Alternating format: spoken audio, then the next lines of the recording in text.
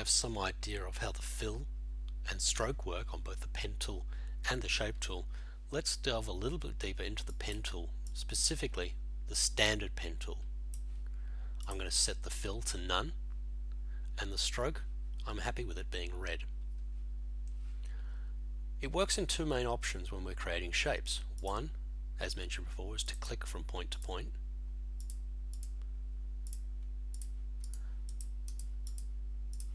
Closing off the shape. The other is to click from one point to the next, and while pressing down on the left mouse button, keeping that pressed and then dragging outwards to create a curve. You'll notice the curve now has some handles on it. I can then go to the next point and then click and then drag to the next point and then click and drag, and so on and so forth. If I do not drag, it will create a straight edge. So you kind of need to have an understanding of when you wish to create a curve for this shape, and it can take a little bit of finessing.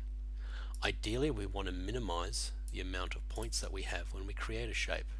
If you have too many points, your shape will look quite jagged and uneven. Let's delete that one.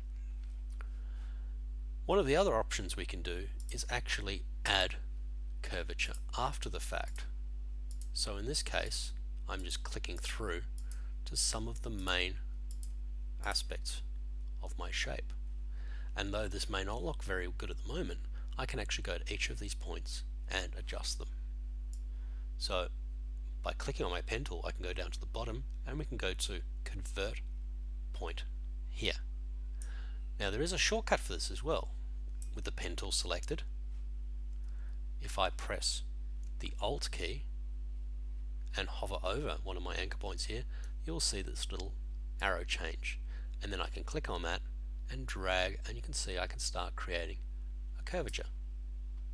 I can do that with each of my points.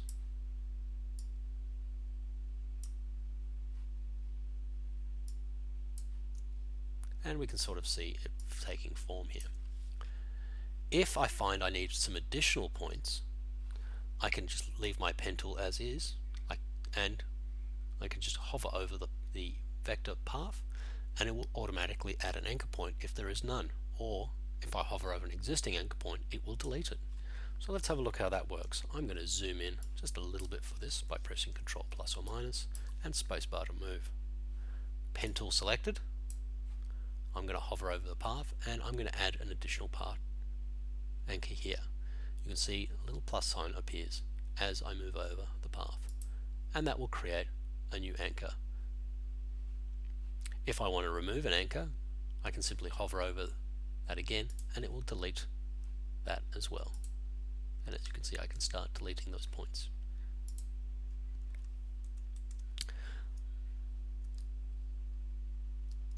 By pressing the Alt key again, I can switch between a path that is curved.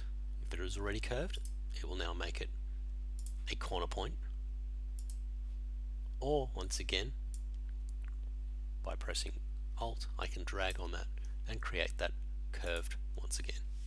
Now unfortunately, I'm pretty much destroying the shape as we go, but for demonstration purposes, this kind of works. Let's have a quick look at some of the other options here. And next tool down is the path selection and the direct selection tool.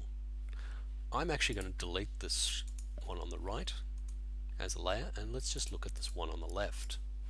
I'm going to add a fill to this shape, and we can tell it's a shape by this little icon on the right. I'm going to go to fill and let's add that kind of color there. Now I can't see my sketch under this, so I might lower the opacity of that so I can see through it and see my image below, and I can always change that back at a later point.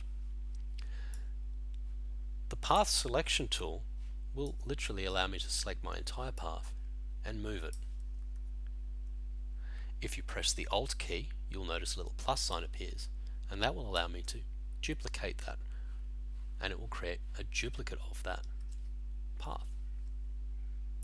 The next option, direct selection tool, which if you have the pen tool selected, you can actually press Command or Control, and that will bring that up automatically and allow you to manipulate individual anchor points. Or you can go to the arrow here, Remember, shortcut A and Shift will switch between these.